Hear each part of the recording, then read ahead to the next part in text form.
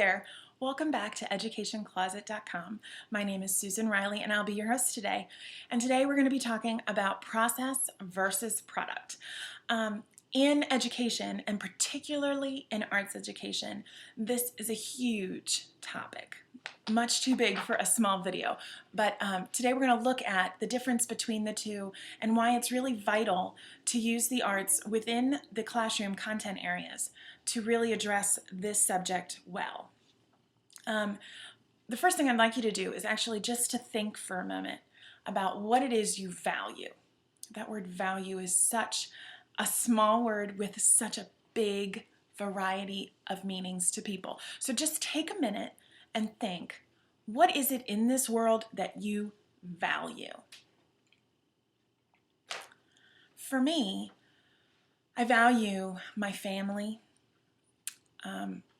the things that are intangible to me, the way that music makes me feel when I listen to it or when I perform it. I value the fact that I live in a society that I am able to do this with you, that a woman is able to share this kind of information openly. Those are the things that I value, and a lot of that is intangible. It's not material things. And I challenge, some of us may place most of our value on material things, but I challenge that most of us would value the things that are not tangible, that you can't just grasp and hold. And really, when we go back to that, it's the process. It's the way that something makes us feel. And how do we break that down? Well, it's the process of getting to that point. For me, especially with the music elements, I've been trained in music my entire life. I understand the complexity of developing a song, going from the mind of someone down to a piece of paper, down to somebody performing it, and then me listening to it. I understand all of that, and therefore I value the process that it took to get to the point that I can listen to it and truly appreciate it. And that makes it more valuable to me.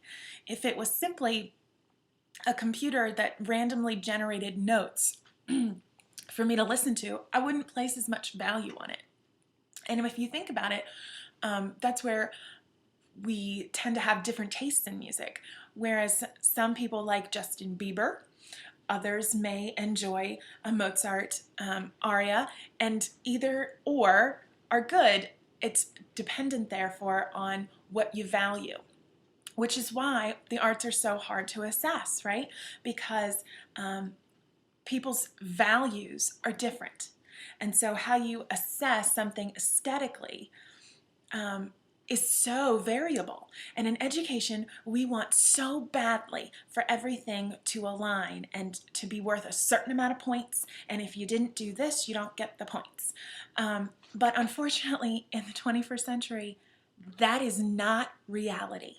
And if that is how we're going to assess our students, if we're going to be so product driven that every product has to look the same, has to meet the same requirements so that we can give them a certain amount of points without having to worry about our own aesthetic judgment coming into play, unfortunately, we are setting our students up for failure.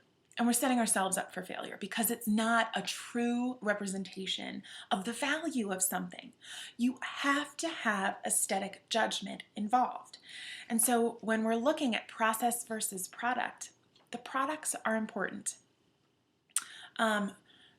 Information is key. Knowledge is what's going to set aside the next society from another in the 21st century. We know that. It's going to be about who has the knowledge and what do you do with it. But there's that element, what do you do with it? That's the product part. So you have to have both. But in education, we tend to focus on the product. But what we forget is that in order to get to the product, you have to have a process. That's why the Common Core standards are so focused on the process, because if students don't understand how they got to the product, unfortunately, they're not going to be able to take those skills very many places. They're going to be able to replicate a lot of things, but they're not going to be able to come up with anything new and innovative. And that's what we need for the 21st century.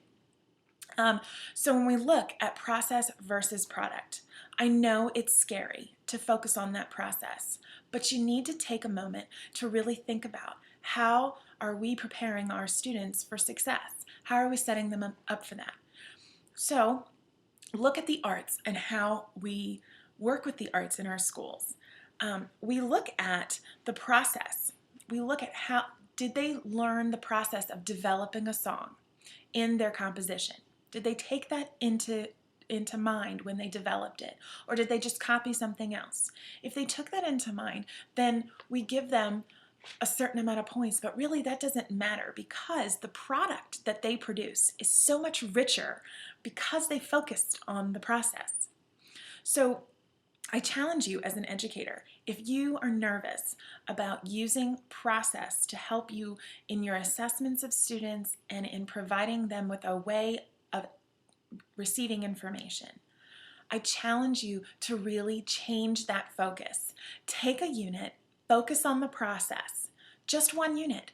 It doesn't even have to be a 12-week unit. It could be a 1-week unit that you're doing on a particular objective. But take that unit, look at it with fresh eyes, and look at the process of how to get to the product.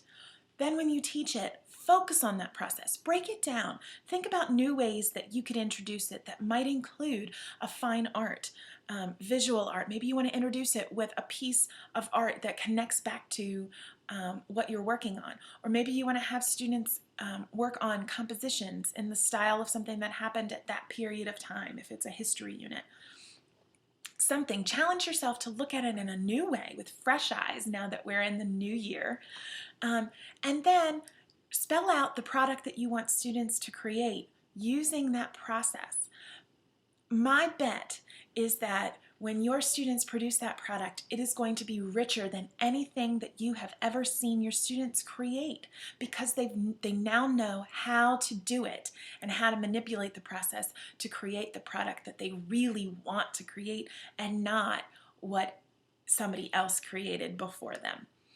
Then once you have that product and you can grade it based on whatever criteria you had before, come on back to Ed Closet and comment on this section and let us know how the products turned out because I'm really anxious to find out. My bet is that your products from your students are going to be so exciting you're never going to want to go back to the old way again. Until next time, thanks for stopping by. Enjoy your day.